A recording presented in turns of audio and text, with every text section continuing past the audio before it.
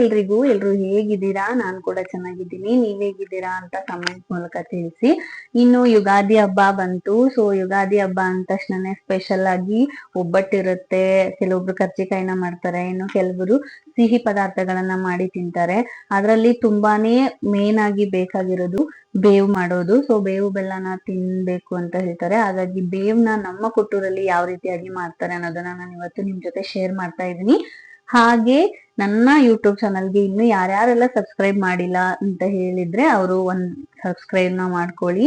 So ನಾನು next ಹಾಕುವಂತ ಪ್ರತಿಯೊಂದು ವಿಡಿಯೋ ನೋಟಿಫಿಕೇಶನ್ ನಿಮಗೆ ಬರುತ್ತೆ. ಇನ್ನು ತಡ ಮಾಡೋದ್ ಬೇಡ, ಬನ್ನಿ ಯೂಟ್ಯೂಬ್ ಚಾನಲ್ ಅಲ್ಲಿ, ನಮ್ಮ ಯೂಟ್ಯೂಬ್ ಚಾನಲ್ ಅಲ್ಲಿ ಯಾವ ರೀತಿಯಾಗಿ ಕೊಟ್ಟೂರಲ್ಲಿ ವಿಶೇಷವಾಗಿ ಯಾವ್ಯಾವ ರೀತಿ ಎಲ್ಲಾ ಇಂಗ್ರೀಡಿಯೆಂಟ್ಸ್ ಅನ್ನ ಹಾಕ್ಬಿಟ್ಟು ಬೇವ್ನ ಮಾಡ್ತೀವಿ ಅಂತ ಹೇಳಿ ತೋರಿಸ್ತಿದೀನಿ.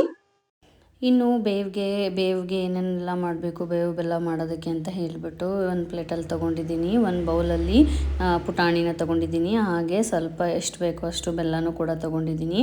ಒಂದು ಚಿಕ್ಕ ಬೌಲಲ್ಲಿ ಬೇವಿನ ಹೂನ ಒಣಗಿಸಿ ಅದನ್ನು ತೆಗೆದುಬಿಟ್ಟು ತೊಗೊಂಡಿದ್ದೀನಿ. ಇನ್ನೊಂದು ಬೌಲಲ್ಲಿ ಎಲ್ಲ ಡ್ರೈ ಫ್ರೂಟ್ಸ್ನ ಕಟ್ ಮಾಡಿ ಇಟ್ಕೊಂಡಿದ್ದೀನಿ. ಸೊ ಈ ಥರ ಎಲ್ಲದನ್ನು ಒಂದು ಸತಿನೇ ಜೋಡಿಸ್ಕೊಂಡ್ಬಿಟ್ರೆ ಈಸಿಯಾಗಿ ಮಾಡಿಬಿಡ್ಬೋದು. ಇದ್ರ ಜೊತೆ ಮಾವಿನಕಾಯಿನೂ ಕೂಡ ಹಾಕಬೇಕು. ಅದು ಅಭಿ ಇವರು ತಂದು ಕೊಡ್ತೀನಿ ಅಂತ ಹೇಳಿದ್ರು, ಹಾಗಾಗಿ ಅದನ್ನು ಆಮೇಲೆ ಹಾಕ್ಕೊಳ್ಳೋಣ. ಇನ್ನೂ ಮೊದಲಿಗೆ ಒಂದು ಜಾರ್ಗೆ ಪುಟಾಣಿ ಹಿಟ್ಟನ್ನ ಏನು ತೊಗೊಂಡಿದ್ವಿ ಅಲ್ವಾ, ಆ ಪುಟಾಣಿ ಹಿಟ್ಟನ್ನು ಹಾಕಿಬಿಟ್ಟು ಚೆನ್ನಾಗಿ ರುಬ್ಕೋಬೇಕು.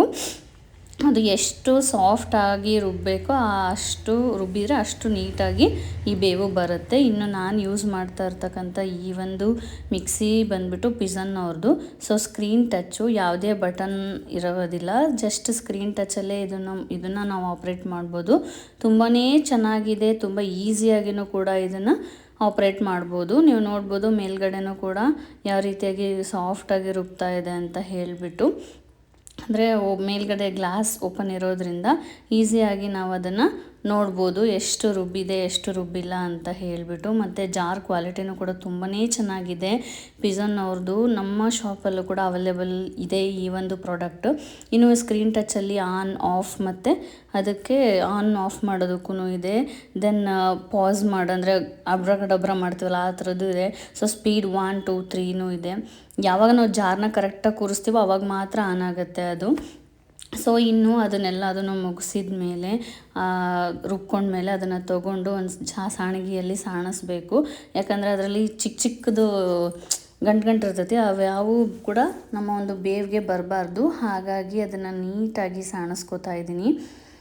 ಸೊ ಈ ರೀತಿಯಾಗಿ ಸಾಣಿಸ್ಕೊಂಡು ಆದಮೇಲೆ ಅದನ್ನು ನೀವು ನೋಡ್ಬೋದು ತುಂಬಾ ಸಾಫ್ಟಾಗಿ ಬಂದಿದೆ. ಈಗ ಇದಕ್ಕೆ ನಾವು ಬೆಲ್ಲನೂ ಕೂಡ ಹಾಕಬೇಕು. ಹಾಗಾಗಿ ಮತ್ತೆ ಇದನ್ನು ನಾನು ಏನು ಮಾಡ್ತೀನಿ ಅಂದರೆ ಜಾರಿಗೆ ಹಾಕೋತಾ ಇದ್ದೀನಿ. ಸೊ ಜಾರಿಗೆ ಹಾಕ್ಕೋಬೇಕು, ಯಾಕಂದರೆ ಮತ್ತೆ ಅದನ್ನು ಬೆಲ್ಲದ ಜೊತೆ ಕುಡಿಸ್ಬೇಕು ಅಲ್ವಾ. ಸೊ ಹಾಗಾಗಿ ಎಲ್ಲದನ್ನು ಕೂಡ ಅದಕ್ಕೆ ಹಾಕಿಬಿಟ್ಟು, ನಾವು ಆವಾಗಲೇ ಬೆಲ್ಲ ತೊಗೊಂಡಿದ್ವಲ್ಲ ಅದನ್ನು ಅದಕ್ಕೆ ಹಾಕಿ 1-2 ಏಲಕ್ಕಿನೂ ಕೂಡ ಇದಕ್ಕೆ ಹಾಕಬೇಕು. ಸೊ ಒಂದು ಸತ ರುಬ್ಬಿದ ಮೇಲೆ ಏಲಕ್ಕಿನ ಹಾಕ್ಕೊಳ್ಳೋಣ. ಇನ್ನೂ ಇದನ್ನು ರುಬ್ಕೊಂಡು ಬರೋಣ ಒಂದು ಸತಿ ಮತ್ತೆ.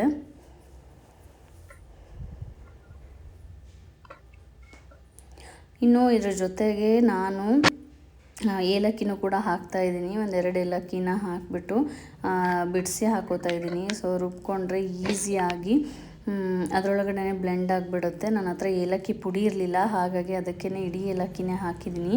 ನೋಡ್ಬೋದು ಎಲ್ಲದನ್ನು ರುಬ್ಬಿದಾದಮೇಲೆ ಅದ್ರ ಮೇಲೆ ನಾವು ಬೇವಿನ ಹೂವನ್ನ ಸೇರಿಸ್ತಾ ಇದ್ದೀನಿ. ಸೊ ಬೇವಿನ ಹೂವನ್ನ ಸೇರಿಸಿದಾದ್ಮೇಲೆ ನಾವು ಆವಾಗಲೇ ಕಟ್ ಮಾಡಿಟ್ಕೊಂಡಿರ್ತಕ್ಕಂಥ ಡ್ರೈ ಫ್ರೂಟ್ಸ್ನು ಕೂಡ ಇದಕ್ಕೆ ಹಾಕೋತಾ ಇದ್ದೀನಿ. ಹಾಕ್ಕೊಂಡು ಅದನ್ನು ಚೆನ್ನಾಗಿ ಕಲಿಸ್ಕೋತಾ ಇದ್ದೀನಿ, ಎಲ್ಲ ಕಡೆನೂ ಮಿಕ್ಸ್ ಆಗಲಿ ಅಂತ ಹೇಳಿಬಿಟ್ಟು. ಇನ್ನು ಇದಕ್ಕೆ ನಾನು ಮಾವಿನ ತುರಿನ ಹಾಕೋತಾ ಇದ್ದೀನಿ. ಸೊ ಇವಾಗ ದೊಡ್ಡ ಮಾವಿನಕಾಯಿ ಎಲ್ಲ ಸಿಗೋಲ್ಲ, ಚಿಕ್ಕದಾಗೆ ಸಿಗುತ್ತೆ. ಸೊ ಅದನ್ನೇ ಚಿಕ್ಕದಾಗಿ ತುರ್ಕೊಂಡು ಅದನ್ನು ಮಿಕ್ಸ್ ಮಾಡಿ ಎಲ್ಲ ಕಡೆನೂ ಮಿಕ್ಸ್ ಆಗೋ ರೀತಿಯಾಗಿ ಮಾಡ್ಕೋತಿದ್ದೀನಿ. ನೋಡಿ ಸರ್ವಿಂಗ್ ಬೌಲ್ಗೆ ಹಾಕಿದ್ದೀನಿ. ಇನ್ನು ಈ ಯುಗಾದಿ ಹಬ್ಬ ಎಲ್ಲರ ಬಾಳಲ್ಲೂ ಕೂಡ ಹೊಸತನವನ್ನು ತರಲಿ ಅಂತ ಹೇಳ್ತಾ ಎಲ್ಲರಿಗೂ ಹ್ಯಾಪಿ ಯುಗಾದಿ ಹಬ್ಬದ ಆರ್ಥಿಕ ಶುಭಾಶಯಗಳು ಅಂತ ಹೇಳ್ತಾ ಇವತ್ತಿನ ಎಪಿಸೋಡ್ನ ಮುಗಿಸ್ತಾ ಇದ್ದೀನಿ. ಮತ್ತೆ ಸಿಗ್ತೀನಿ ನಾಳೆ. Take care.